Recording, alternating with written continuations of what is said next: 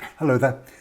I'm Windermere Real Estate's Chief Economist, Matthew Gardner, and welcome to this week's episode of Mondays with Matthew. This week we're going to take another look at mortgage rates, as there have been some significant changes, but more importantly, I'm starting to see some clouds on the horizon that you should all be aware of. So, as a reminder, this chart shows 30-year rates since the mid-1970s, and I will be honest with you, as often as I look at it, it still amazes me. From a peak of over 18% in the early 80s, mortgage rates are now below 3%. That's something I don't think anyone could have believed possible. And it's even more amazing when we look at weekly data from the time the pandemic hit. To give you some perspective, 30-year rates have hit record lows 9 times since March. 15-year rates have broken their all-time lows 11 times, and 5/1 ARMs have broken south of their all-time lows 6 times. And look at that. It's amazing to think that the relative advantage of an adjustable loan, quite frankly, no longer exists.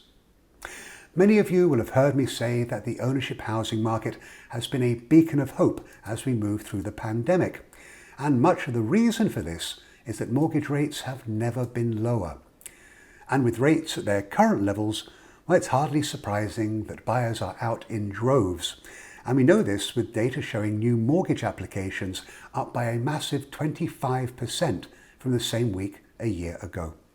And this is also supported by data from the National Association of Realtors, whose pending home sales index jumped by 8.8% month over month in August, and now is at its own all-time high.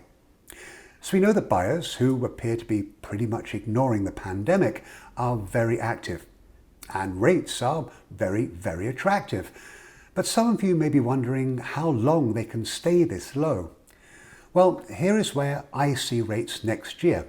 But it's always good to take a look at what other economists are thinking too. So I'm including the latest forecasts from some of my industry colleagues. And you can see that we are all in a pretty tight range.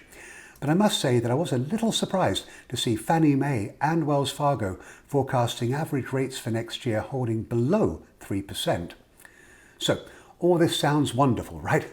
Well, before we all get too carried away, I've been playing around with some numbers, and I'm seeing a trend that is starting to worry me just a little.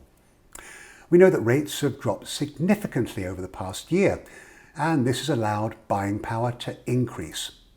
Some of you may remember me saying that for every 1 percentage point drop in mortgage rates, well, buyers can afford to pay 10% more for a home. And rates on 30-year mortgages are 0.9% below their 52-week high. Well, the trouble is that I just don't see rates dropping much further. But buyer demand is causing home prices to rise at a far faster pace than rates are dropping. And surging prices are starting to wipe out some of the affordability benefits produced by these record low interest rates. And here's an example to show you what I mean. Now, I'm going to ask you to hang with me on this, but I think you'll find it interesting. Let's say that this home sold in August for the US median price of $310,600. And the effective mortgage rate at the time was just a hair over 3%. Including taxes and insurance, the monthly payment would be $1,047. So the buyer had to be making an income of $59,476 to be able to qualify to buy it. Still with me? Good. So now let's say the same house was sold back in February, again for the US median price that month, which was $270,400. Back then the mortgage rate was higher, 3.62%. That meant that the payment would have been $986 per month, and that required an income or salary of $56,833 per year. So, what does that mean? Well, the income needed to buy that house back in February was almost $3,000 lower than the income needed to buy it in August, even though mortgage rates had dropped significantly. The point is this: even though rates have dropped, the income required to buy the same home had to be higher because home prices were rising at a faster pace than mortgage rates were dropping. Low rates have grown demand significantly, but because there are so few homes available to buy, prices have jumped. And that's done one thing. It's impacted housing affordability, and that's a problem.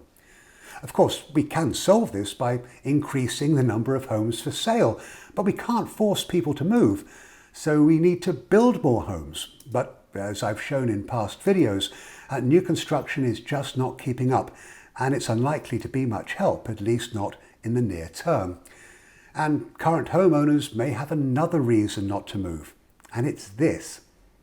Rates dropping, well, it's been great for existing homeowners, and it's allowed a lot of them to refinance their homes. This chart looks at refinance activity, but specifically the spread between the rate that owners had originally to the rate they refinanced into.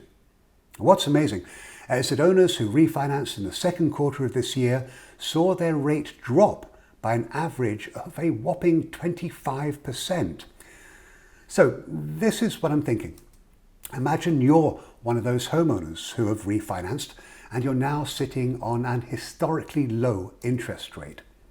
Now imagine that it's late 2022 or maybe 2023 and rates have risen, quite likely significantly from present levels. Now the question will be, are you going to sell and lose that historically low rate, or are you going to stay put? I'm suggesting that we may be heading towards a period where we see houses turn over at a far slower pace as we stay in our homes for longer than ever.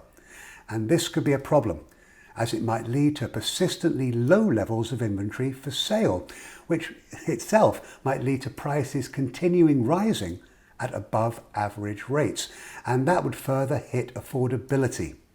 Now, this isn't going to be a permanent problem, rather it's one we should be aware of, as it does have the potential to impact the market for a certain period of time. So there we have it. Although mortgage rates are unlikely to rise significantly for some time, we should all be aware that there could be consequences to very low rates. With that, as always, if you've got any questions about this topic, I'd love to hear from you. But in the meantime, take care out there, and I look forward to seeing you all again next week. Bye now.